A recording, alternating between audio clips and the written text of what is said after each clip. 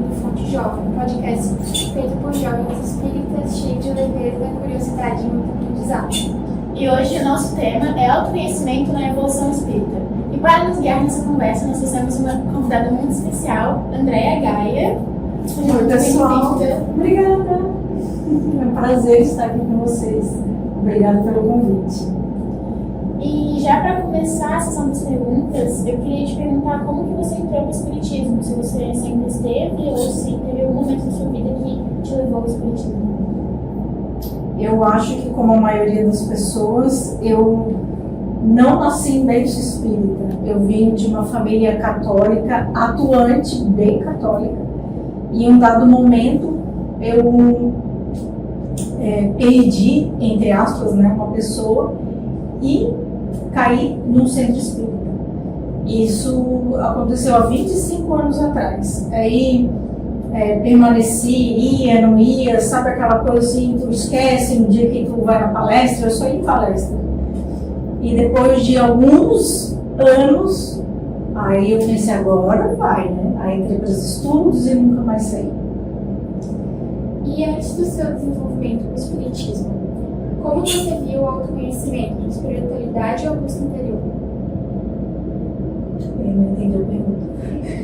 Antes do teu envolvimento no Como Espiritismo, eu sou psicóloga, eu sempre vi o autoconhecimento a partir desse viés da psicologia, como um mergulho interno. Então, nesse sentido. E teve algum evento, alguma crise, algum momento da sua vida que fez você repensar nas suas crenças e buscar algo mais profundo? Teve esse momento da entrada do Espiritismo que eu já não tinha muita... Eu não gostava assim, dessa religião, com todo respeito, né? Mas não respondia às minhas dúvidas. E sempre que tu passa por um luto, é um momento de se questionar, né? De que tu fica pensando o que acontece depois que a gente morre, para onde a gente vai, da onde a gente veio. Então esse momento foi bem marcante assim para mim, porque na verdade mudou toda a minha vida. Tudo que da forma com que eu via, eu passei a ver diferente a partir do espírito imortal. Isso é muito consolador, quando tu sai disso que eu até iniciei falando, que a gente perde alguém, para a ideia de que a pessoa só retornou para sua pátria aonde a gente veio, né? Então está vivo, está em algum lugar. Isso foi disruptivo para mim e ao mesmo tempo consolador e maravilhoso. E desde quando você entrou para o Espiritismo, você acha que isso acrescentou no seu trabalho como psicóloga? Sim. Acrescentou muito. Quando tu vê todo o ser humano, que é com quem eu trabalho, a partir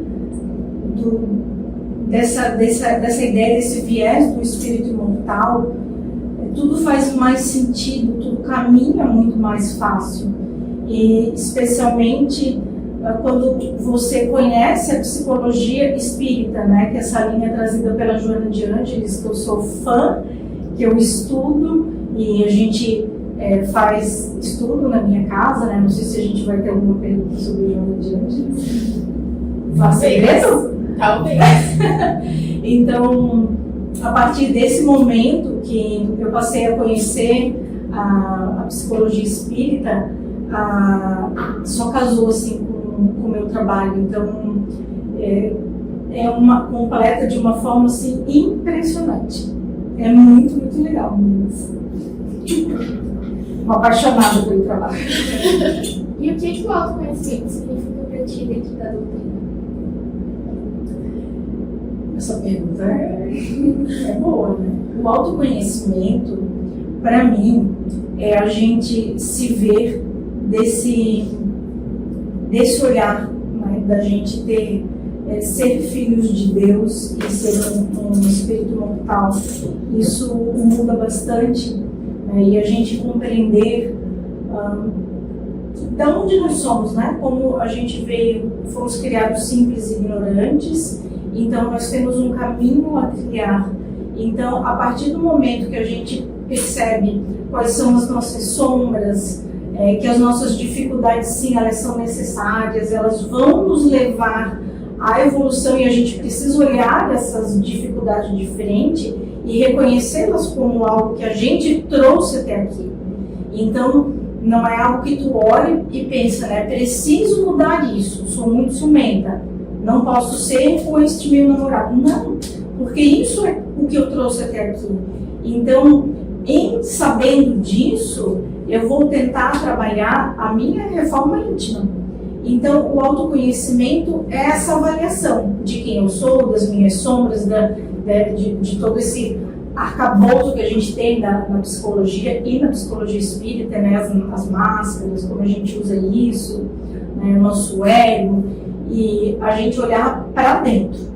Fazendo um resumo, respondendo rapidamente, é a gente olhar para dentro. Tudo que a gente tem, os nossos pontos fracos, os nossos pontos fortes, e como todos eles importantes para o meu crescimento pessoal.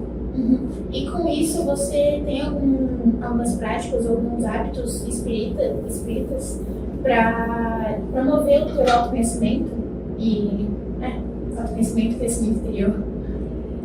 Práticas espíritas, né? Tem sim, tem várias práticas espíritas que são fantásticas. Por exemplo, na questão 919 do Livro dos Espíritos, o próprio Santo Agostinho fala que todos os dias, né, ele é o que fala primeiro do autoconhecimento, né? E essa questão ela é famosíssima, né? E ela é muito real. Todos os dias a gente deve, ao final do dia, olhar para dentro e perceber o que eu fiz, né? Se alguém tem alguma coisa para se queixar de mim, o que eu fiz, como eu me senti. Então, com isso a gente vai refletindo. Então, essa primeira prática, se a gente realmente colocar ela para desenvolvimento, é maravilhoso, já é muito, né? Mas tem outras práticas que a gente faz no Espiritismo que são fantásticas. Por exemplo, o estudo, né? O próprio estudo é muito importante porque a gente estuda moralidade dentro do Espiritismo. E isso faz com que a gente vá aprendendo sobre si, né? O que faz, o que não faz, o que sente, o que não sente. E isso é estudando mesmo a própria doutrina. Outra coisa que eu acho que quem busca essa arte de autoconhecimento costuma fazer, imagino que vocês já fizeram, inclusive em como regem, são... né? Vai falar ainda? Não, uma constatação minha que na Conreg de 2023 foi bastante sobre autoconhecimento, que foi a primeira Conreg que eu fui. E eu gostei bastante. Que foi sobre ansiedade, né? Tem outras pessoas também que, né, gostaram muito. Então, para vocês verem o quanto que a gente se utiliza de meditação, porque a meditação é tu parar o que tu faz para fora para se voltar para dentro. Vocês se lembram também que ano passado a gente trabalhou a Academia da Alma? Então, não é exatamente uma prática espírita, mas nós utilizamos isso num evento de jovens, né, que era a escrita terapêutica, onde os jovens falam, os da minha evangelização falam que eles esperam o ano todo para poder fazer escrita terapêutica em evento de jovens. Então, olha que oportunidade, tu usa isso como autoconhecimento dentro do Espiritismo, porque quando que a gente para fazer essa autoanálise, né, de fazer um diário? Eu adoro escrever, então eu oriento os meus pacientes sempre a fazer isso, e a gente usa também no Espiritismo. E sabe, meninas, eu gosto muito dessa pergunta, porque as pessoas querem saber o que fazer, né? Então, quais são as práticas? Então essa pergunta é muito boa, ainda mais dentro do Espiritismo. Então a gente citou a escrita terapêutica, né, a meditação, o estudo, mas também tem a própria prece, né? É uma forma de tu interiorizar e não deixa de ser autoconhecimento, porque quando tu para fazer uma prece, tu tá entrando em contato, né, com a espiritualidade contigo mesmo, a partir das tuas ideias. Por exemplo, se a Ana vai fazer uma prece por uma amiga, né, isso fala muito de ti. Mas, voltando ali, tu participou de alguma meditação, daquela Academia da Alma que eu comentei? Tu lembra dessas oficinas? Eu lembro, mas eu acho que eu não fiz essa. Eu lembro que eu fiz uma que foi com a Camila, que foi com a tua mãe. Que era meditação? Eu não lembro qual que era. Era meditação? Aham. Eu já tentei continuar com a meditação, porque a minha mãe faz, e ela já me falou que é muito bom, só que eu não consigo. Eu acho E, que tipo, é muito tempo ficar parada ali, eu não consigo. o que uma meditação rápida que eu faço quando eu não consigo dormir, que eu tô fazendo muito, é aquela da respiração quadrada. A gente também fez numa corrente, né? Muito legal. Mas sobre isso, sobre a meditação, se a pessoa é muito agitada, quanto mais agitado, né, mais a gente tem essa dificuldade. Tu vai diminuindo o tempo da meditação. Gente, tem muitas no YouTube.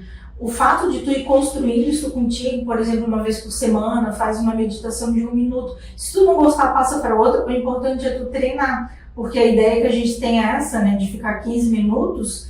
Se alguém com mais ansiedade ou mais um TDAH hiperativo, né, já dá um ruim, né? Então, procura alguma coisa que possa ser de acordo com o que tu acha que dá para fazer. Tem que ser para ti e não para o que a gente acha que vai ser bom. Vou tentar. Vai tentar. Eu queria te perguntar se houve momentos específicos que tu sentiu que tu evoluiu espiritualmente. E de que forma o autoconhecimento contribuiu para isso, tua evolução? Essa pergunta é bem pegadinha, né? Porque a gente pode pensar que a gente vem para evoluir, para galgar ponto a ponto, mas quando a gente estuda o autoconhecimento, a gente percebe que muitas vezes uma mudança na nossa vida pode ser apenas um escamoteamento. Por exemplo, assim, se eu sou uma pessoa impaciente, não que eu seja, de forma nenhuma, sou. Se eu sou impaciente e, por exemplo, eu aprendo no Espiritismo que a gente tem que ser paciente, né? É o que diz que a gente nunca deve pedir paciência para Deus, né? Porque senão Deus coloca um monte de prova na nossa vida. Eu nunca pedi, não fiz essa loucura. Mas eu sei que eu preciso ser paciente.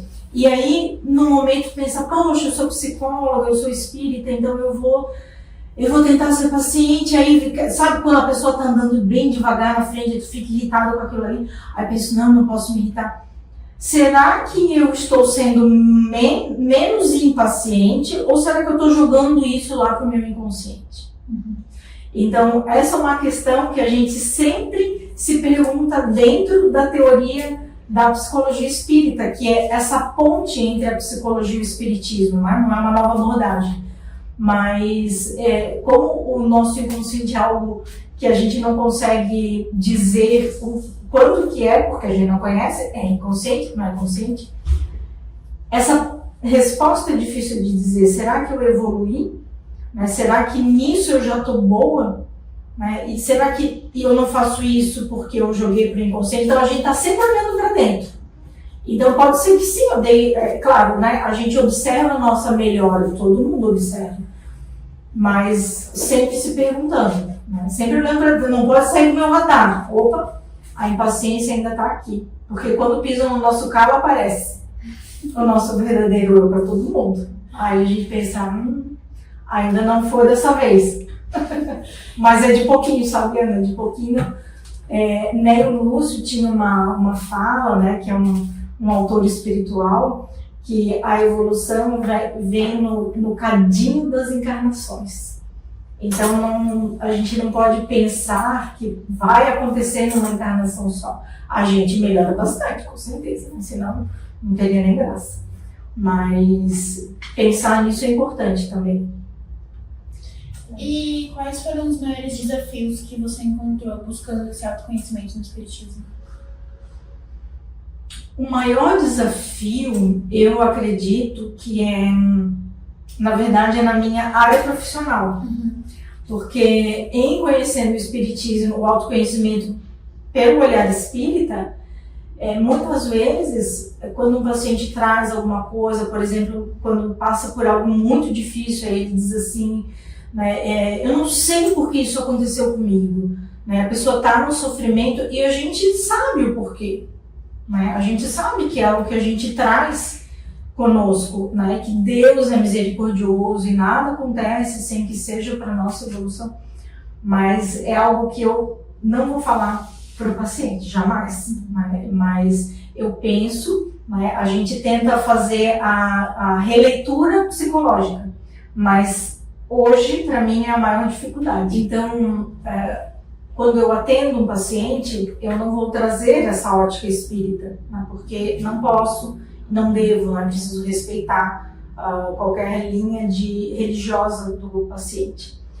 Quando ele tem já o conhecimento espírita, então já fica claro para ele, muitas vezes ele traz isso em consulta, então fica um pouco mais fácil, mas 99% dos pacientes não são. Essa é que eu observo a minha maior dificuldade. Não é com o autoconhecimento, é a gente desvincular do meu conhecimento, né, espírita, que vai e junta tudo com a psicologia. E às vezes é difícil para ti separar essa parte assim, da psicologia e do espiritismo? Às vezes é.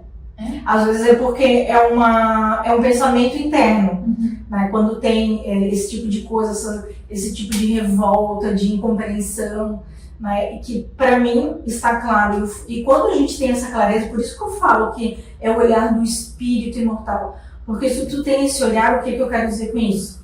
Por exemplo, se tu me diz assim, eu estou num período depressivo, né? Não sei por que eu estou assim, não vejo motivos, a minha família é ótima, e eu não sei como que aconteceu isso. Eu sempre fui muito extrovertida e tal.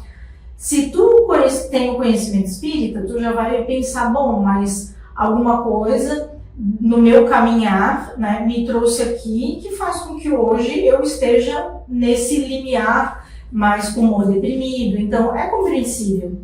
Né? Não vem de agora, não vem do nada.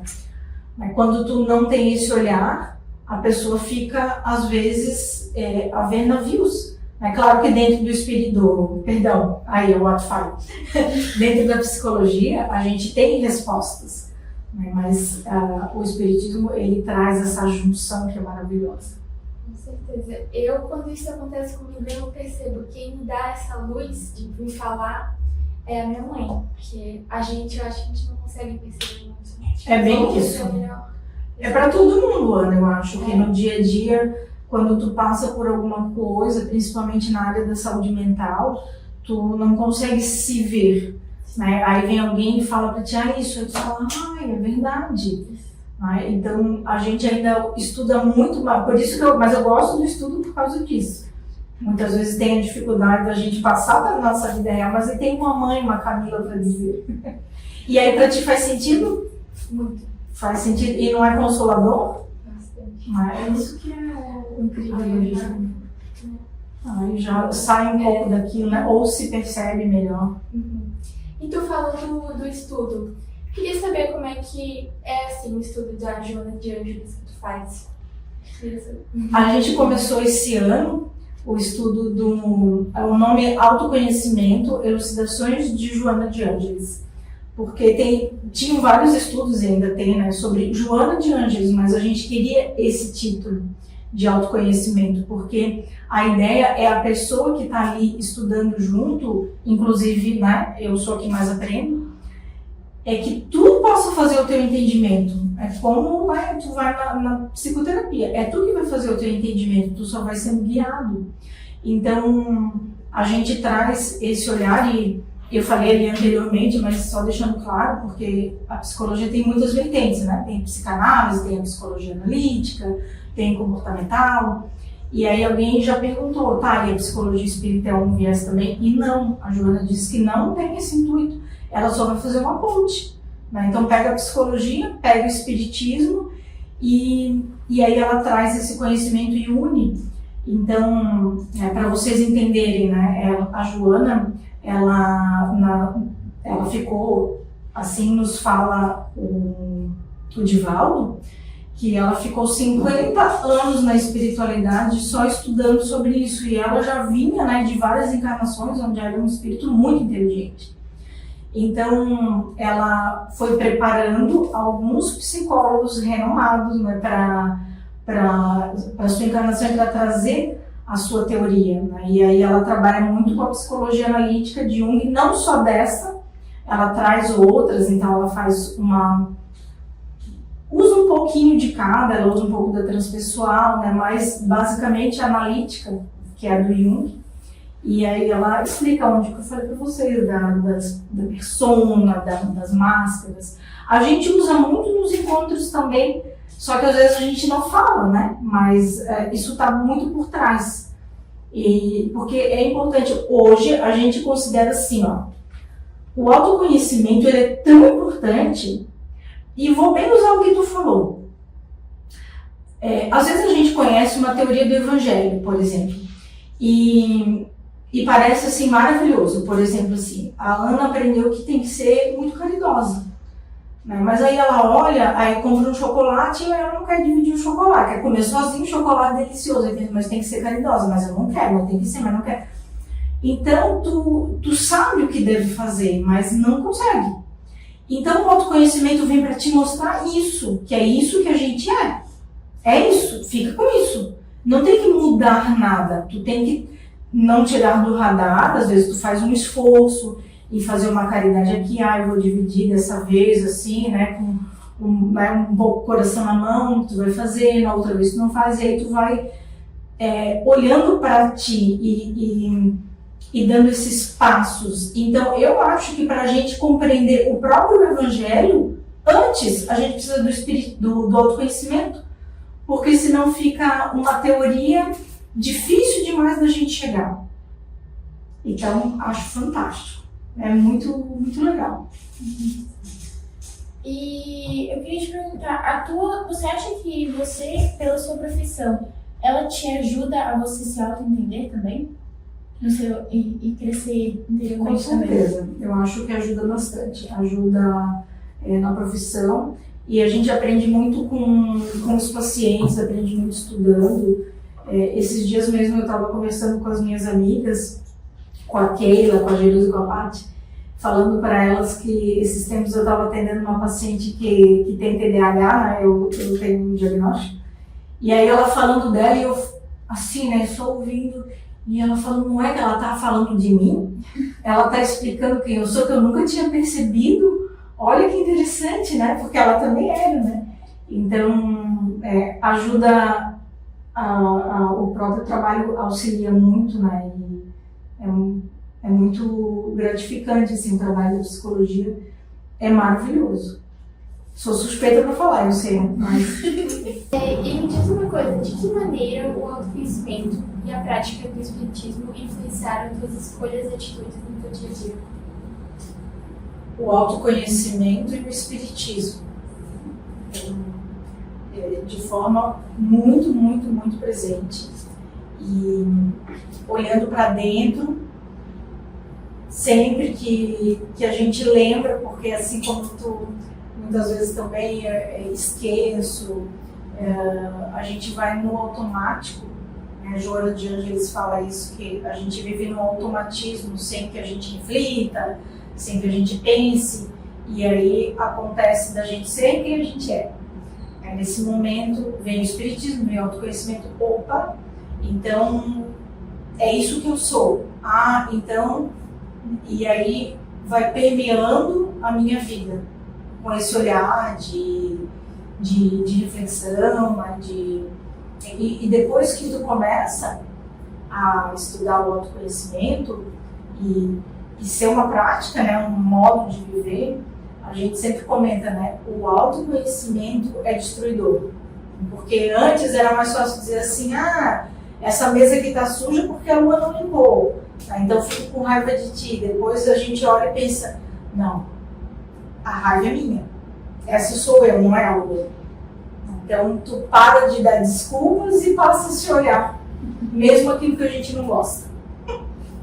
E com isso, você acha que mudou as suas relações familiares, de amizades? Mudou muito. Mudou muito porque com isso a gente se sente mais verdadeiro. Porque mesmo quando... as pessoas costumam estranhar um pouco, sabe? Quando, por exemplo, tu fala assim, eu sou prepotente, né? A pessoa diz, não, mas tu não é isso, tu é tão querida, tu é tão... Não. A gente se conhece, não é num mau sentido, é olhando o ponto fraco. Então tu não tira do radar, vai tentando domar uma inclinação, porque também ninguém merece, né, o nosso ponto fraco. A gente não pode perder de vista, né, porque não é o chutar o balde, dizer, a Ana é assim com todo mundo, não, eu sou assim com todo mundo, então a pessoa vai ter que me aguentar. Também não.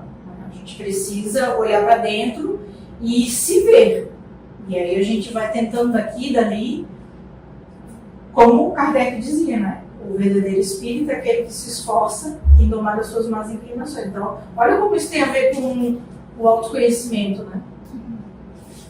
E como que você encara a responsabilidade pessoal sobre os seus pensamentos, emoções e ações diante da proposta de evolução da alma?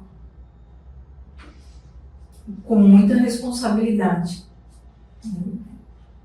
Como é que eu posso te dizer? Não que eu não tenha pensamentos negativos, não é nada disso, mas eu tenho a obrigação, eu tenho o dever moral e consciencial de estar sempre revendo enquanto espírita. Então, se a gente está nessa vibe meio ruim, né, de estar com raiva de alguém, alguma coisa assim, ou diante de um conflito, a gente tem esse dever consciencial de estar sempre se olhando e se revendo.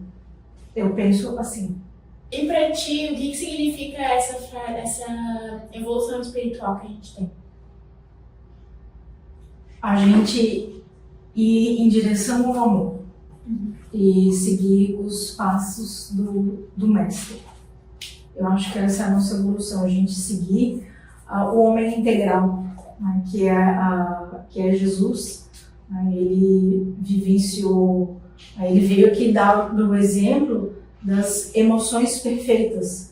Então, tudo que ele trouxe, se a gente analisar e seguir dentro das nossas condições, né, de um mundo de provas e expiações, a gente vai seguir o caminho certo.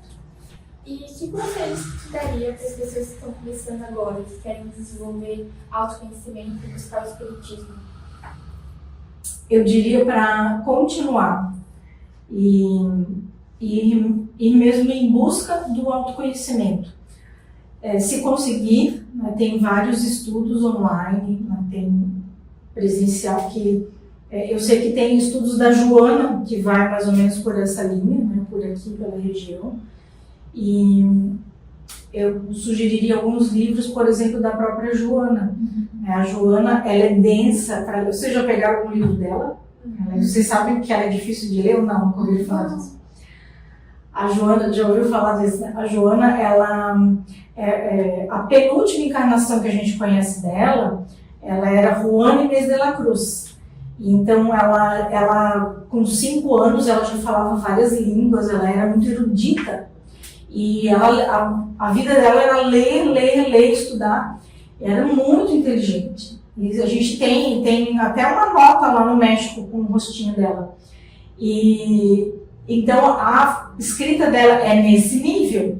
Então tu tem que estar ali, né? Antigamente era com dicionário, agora tu vai ali olhando no chat GPT ou no Google para tu saber, né, o que ela fala de uma forma bem rebuscada. Mas é muito interessante que toda palavra que ela bota é importante. Então, eu mesmo assim sugeriria para a pessoa que está buscando autoconhecimento testar um livro dela. Tem um livro que é muito bom e mais fácil, que chama Conflitos Existenciais. Aí tu pega assim, por exemplo, ele fala sobre preguiça, sobre ressentimento, sobre mágoa, sobre raiva. É mais fácil de ler. É muito legal esse livro dela. E já que tu tá falando de livro, eu queria te perguntar, tem algum livro que você leu que te marcou, assim, nessa tua trajetória do autoconhecimento? Do autoconhecimento? Aham. O que recomendaria para as pessoas? Esse livro, ou Conflitos Existenciais. Inclusive, a gente pegou ele de linha para a gente atuar com a nossa juventude. E aí a gente fez 2 anos só o estudo do autoconhecimento deste livro. Claro que não pegamos assim, a gente dá uma traduzida, né? Mas ainda assim ele é um livro mais fácil, mais possível de ler. E aí tu pega assim o índice, né? Gostou? Tu vê isso, né? É mais fácil tu pegar a raiva, né? Se todo mundo se vê na raiva. Ressentimento foi o nosso último tema do estudo, né? Então, depois que tu estuda o ressentimento, tu pensa, eu achei que eu não era ressentida. E aí, quando tu estuda, tu pensa, nossa, como eu sou, e isso ainda afeta o meu dia a dia. Então, é um livro que eu recomendo, Conflitos Existenciais. Eu vou adicionar na minha lista. É bem fácil de ler.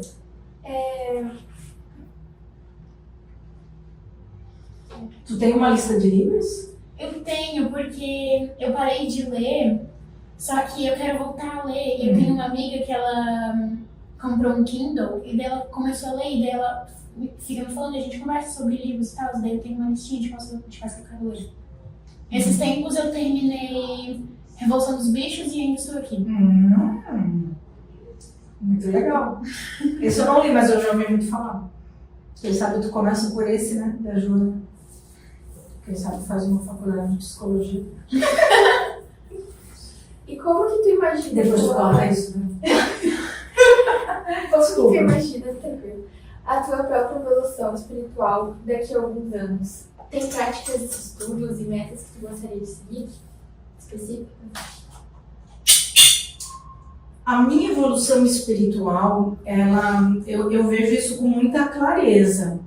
Né? Como eu falei, quem estuda o autoconhecimento, tu sempre parte desse princípio que talvez o que eu ache que foi uma evolução seja talvez um escamoteamento. Então eu tenho muito cuidado. Mas ainda assim, é tentativas todos os dias. Tem uma frase do Paulo, que acho que fala, o Paulo de Tarso, que fala do autoconhecimento, que é assim, vocês devem conhecer. O mal que eu não quero, eu faço. E o bem que eu quero, esse sim eu não faço. Ou é o contrário. Né? Ou é assim, o bem que eu quero eu não faço e o mal que eu não quero, esse sim eu faço. Eu acho que é assim.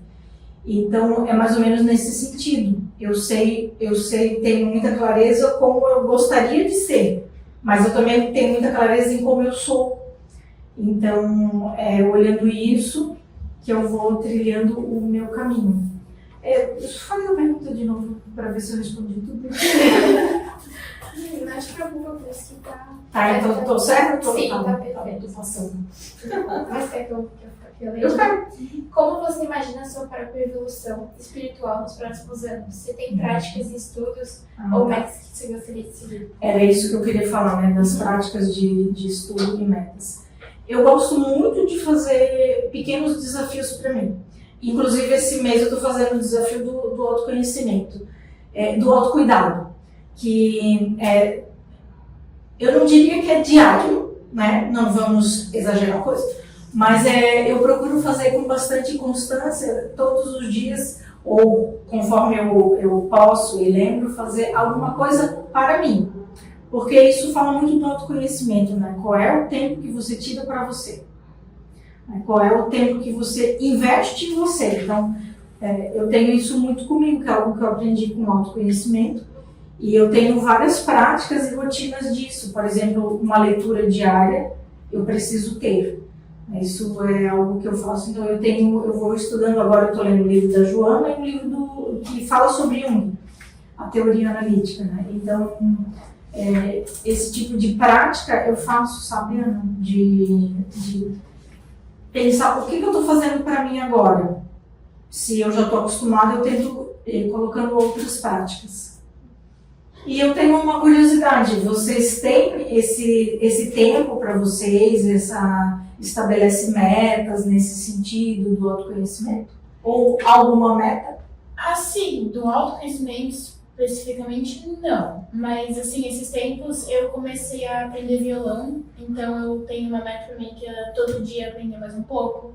Ou, como já falei anteriormente, de ler, sempre ler todo dia um pouco, né? Porque, assim, eu tenho um pouco vício no celular, e daí, pra mim, às vezes, soltar ele e pegar um livro é difícil. Só que daí eu me forço, né? Sim. Muito bem. Esse ano eu consegui começar a ler livro, porque eu não gostava de ler, não tinha paciência, não conseguia ler livro. Eu comecei em maio, lendo, e agora diz o meu pai que eu já li mais do que ele, esse ano. Olha que legal! Então é uma meta, assim, mas também de autoconhecimento não tem muita metas não, só mais isso mesmo. É um investimento em autocuidado, né? Isso fala bastante de quem se é, porque quando a gente investe em nós mesmos, a gente se enche de si, né? Se enche de coisas que tu gosta. Aquela pessoa que não investe nada ou não se conhece, ela acaba se enchendo do outro, né? Tá interessada no que o outro faz, no que os outros vão pensar, e ela fica vazia de si, onde a gente vê tanta gente com vazio existencial, mesmo que vocês achem que isso não é autoconhecimento, isso vai auxiliar muito nesse sentido. Uhum. Que legal! Uma noite boa? Bom, muito obrigada, Deia. Imagina, que isso. Foi um prazer estar aqui com vocês. Prazer ter você aqui no nosso podcast também. E aí, gostaram? Se tiver colocado alguma pergunta, vocês podem deixar nos comentários que nós perguntamos a ela ou aos próximos convidados e nós respondemos. E, aliás, podem seguir a gente no Instagram. E sigam a gente aqui também, se inscrevam no canal e ouçam muito.